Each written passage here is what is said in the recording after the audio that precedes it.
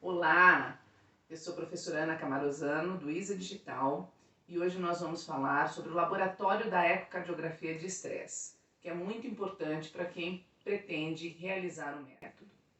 Bom, nós sabemos que a ecocardiografia de estresse, ela tem um universo de aplicações. Nós podemos utilizá-la dentro do diagnóstico de isquemia, de miocárdica, de insuficiência cardíaca com fração de ejeção preservada, no diagnóstico de várias outras situações, mas a isquemia miocárdica é a sua maior aplicação. Na estratificação do risco da doença arterial coronariana, informações prognósticas também, principalmente relacionada à doença arterial coronariana, na repercussão hemodinâmica de uma lesão valvar. Sua aplicação também está no planejamento cirúrgico, seja da doença coronária, seja da lesão valvar, e outras aplicações que vêm cada vez mais sendo estudadas e estão se ampliando nos novos protocolos e estudos multicêntricos que temos atualmente. Bom, mas quem realiza o método, além de saber que já está bem sedimentada a ecocardiografia de estresse para o cardiologista e para a aplicação clínica do método, nós precisamos preparar o laboratório de ecocardiografia de estresse do ponto de vista do ecocardiografista, de quem realiza o exame. Então, algumas informações são bem importantes. As primeiras se relacionam ao preparo do paciente. Então, como que nós devemos fazer? O paciente tem que estar num jejum mínimo de 3 horas. Esse jejum varia de 3 a 6 horas, a depender da modalidade que ele foi realizar. Por exemplo, um eco de estresse com exercício, um jejum de 3 horas é suficiente com uma alimentação leve antes desse tempo.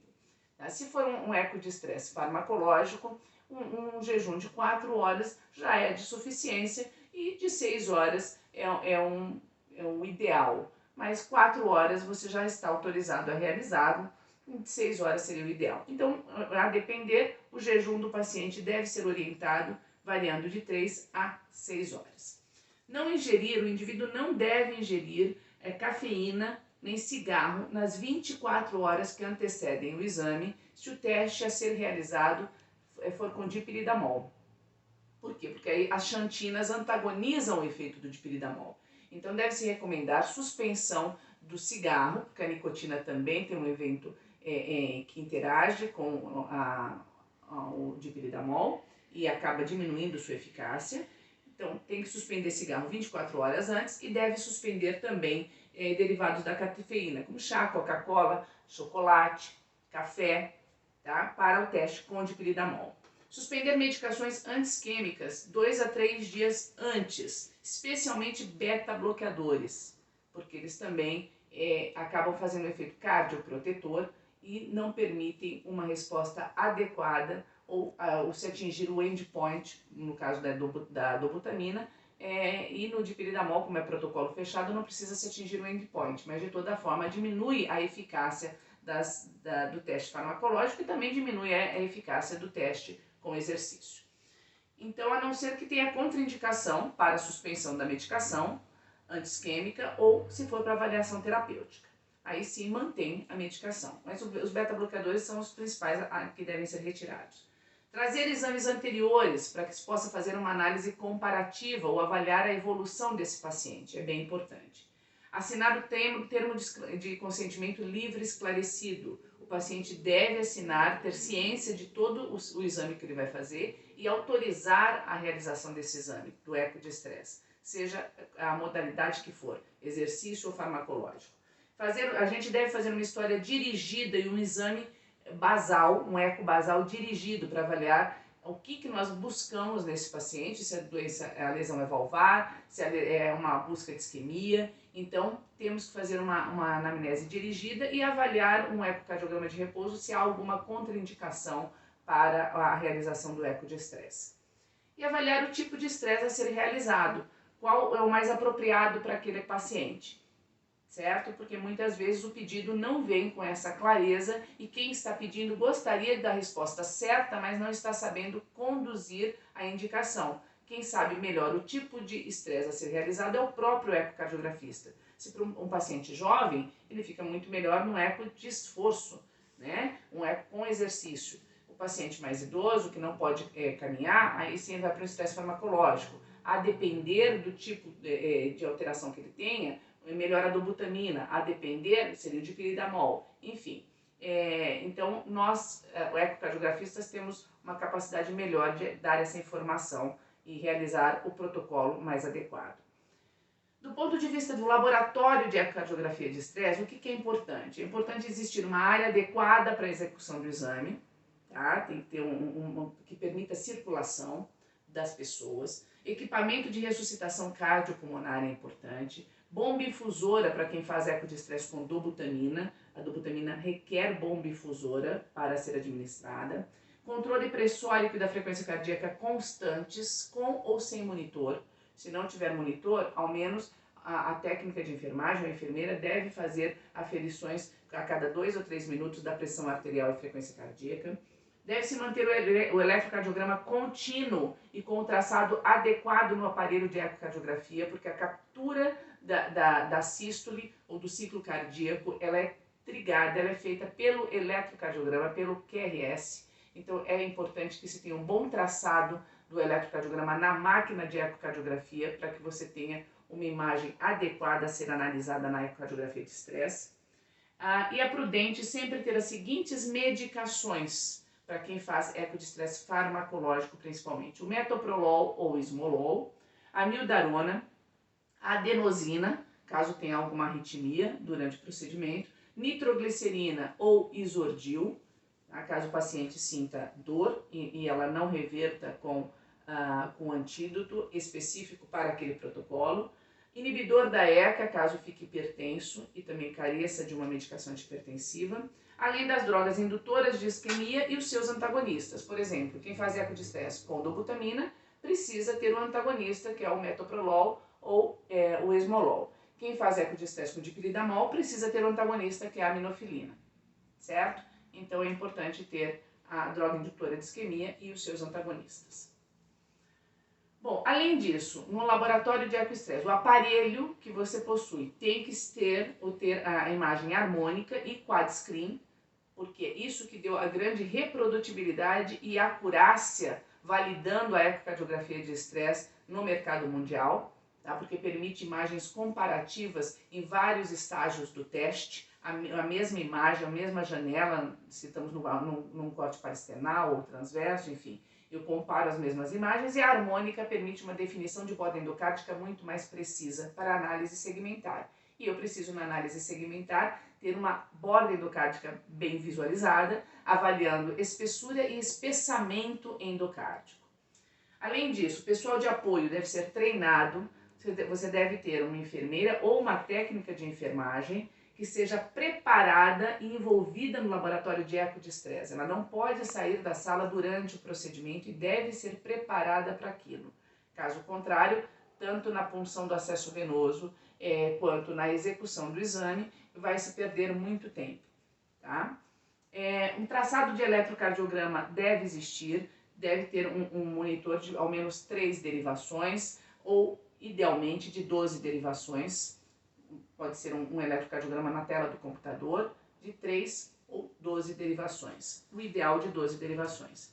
O cardioversor desfibrilador deve ter sido sempre testado e deve estar ligado, caso seja necessário. É raro, é bem raro, mas é importante estar com todo o aparato adequado, o arsenal adequado para a ecocardiografia de estresse. A esteira ou bicicleta, a ciclomaca, tem que ter os protocolos convencionais adequados para a realização do exercício com incremento de carga. E o treinamento deve ser adequado do médico ecocardiografista com educação continuada. Tá? O ideal é que ele tenha, pelo menos execute ao menos 15 exames de ecoestresse ao mês para manter a proficiência e essa educação continuada, além do seu treinamento inicial. Bom, então aqui lembre-se de ter o cardioversor desfibrilador e o carrinho de parada com as medicações principais abastecidos, para que não exista nenhuma intercorrência que não possa ser revertida, mesmo que sejam raras, e é raro, e principalmente com as novas máquinas e com a evolução da ecocardiografia de estresse, mas é importante que se tenha isso para evitar maiores complicações.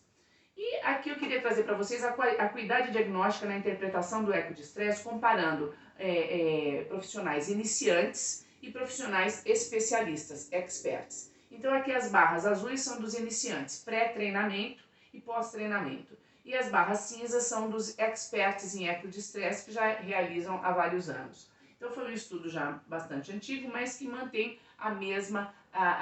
o mesmo resultado na atualidade.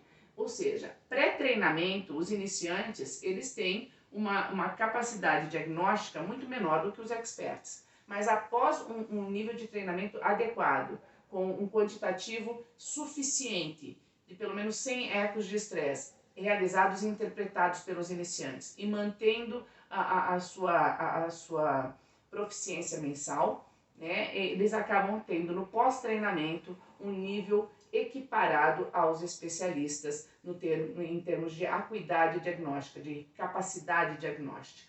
Então, isso é bem importante. Um bom treinamento, tá, com realização e interpretações adequadas do eco de estresse, podem lhe deixar próximo ao nível de experts, uma vez que se mantenha a manutenção e educação continuada. E aqui, para a gente ver as indicações de ecoestresse comparando as diversas modalidades da ecocardiografia de estresse, sobre exercício ou esforço e no farmacológico, de piridamol ou dobutamina. O verde é o que é apropriado, o amarelo aceitável e o vermelho inapropriado. Então nós temos no paciente que não tem possibilidade de se realizar exercício, ele tem que fazer eco de estresse farmacológico, de piridamol ou dobutamina. Estes são os apropriados. O paciente que tem hipertensão arterial grave, importante, tá? Ou que já chega mais hipertenso, além dos níveis desejados, o ideal é que ele faça dipiridamol. Para o exercício e para a dobutamina já não é apropriado. Se paciente que tem asma, broncoespasmo, doença pulmonar obstrutiva crônica, aí o dipiridamol não é apropriado. O que é apropriado é a dobutamina e o exercício fica aceitável. Pacientes que têm arritmias um pouco mais complexas, tá? Nesse caso, arritmias complexas, a dobutamina não é indicada, o exercício fica ali duvidoso, tá? Aceitável, porém duvidoso, o mais indicado é o dipiridamol. Pacientes que não têm uma boa janela acústica, né? Uma boa resolução da imagem ao ultrassom, aí nenhum dos métodos ficam apropriados. Ele deve ir para outra modalidade de imagem que não o eco de estresse. Tá? Nenhum dos protocolos se tornam desejáveis. Paciente com bloqueio atrioventricular de segundo grau. Esse não deve receber administração de dipiridamol. Aí o ideal é ele fazer eco de esforço, tá? Ou eco com dobutamina. E BAV de primeiro grau, deve-se ter cautela também quando administra o dipiridamol. Na avaliação terapêutica, se é para avaliação terapêutica, ele pode fazer qualquer um dos protocolos de eco de estresse, físico ou farmacológico, com dipiridamol ou dobutamina, se ele não tiver outros complicadores. Na presença de bloqueio do ramo esquerdo, o ideal no bloqueio do ramo esquerdo é o dipiridamol. A dobutamina é aceitável que seja feito, mas vai depender muito do grau de assincronismo septal que esse paciente pode fazer no que aumenta a frequência cardíaca. Porque se aumentar muito o assincronismo septal, ele vai comprometer a análise de isquemia no território da artéria descendente anterior. E por isso que o exercício, que aumenta muito a frequência cardíaca, acaba sendo menos apropriado ou inapropriado para pacientes que têm bloqueio do ramo esquerdo. O marca-passo. No marca-passo também, o mais apropriado a ser feito é o eco de estresse com dipiridamol, onde o eco de esforço e a dobutamina eles já não são apropriados, especialmente em marca-passo com frequência fixa, porque não vai se chegar a nenhum endpoint. No caso de fibrilação atrial, a fibrilação atrial, o ideal também é o dipiridamol, mas é aceitável se fazer eco de estresse com dobutamina ou com exercício na vigência de fibrilação atrial. Cuidado especial deve-se ter com a administração de atropina associada no protocolo de dobutamina no paciente com fibrilação atrial, porque aumenta muito a frequência cardíaca e pode ter repercussão hemodinâmica. E na análise de viabilidade miocárdica, o protocolo de dobutamina com baixa dose, até 20 microgramas quilo minuto, é o que foi mais reprodutível e com maior número de publicações, então, portanto, é o mais apropriado na análise de viabilidade miocárdica, não estando apropriado o eco de estresse com exercício nem de piridamol para esta função.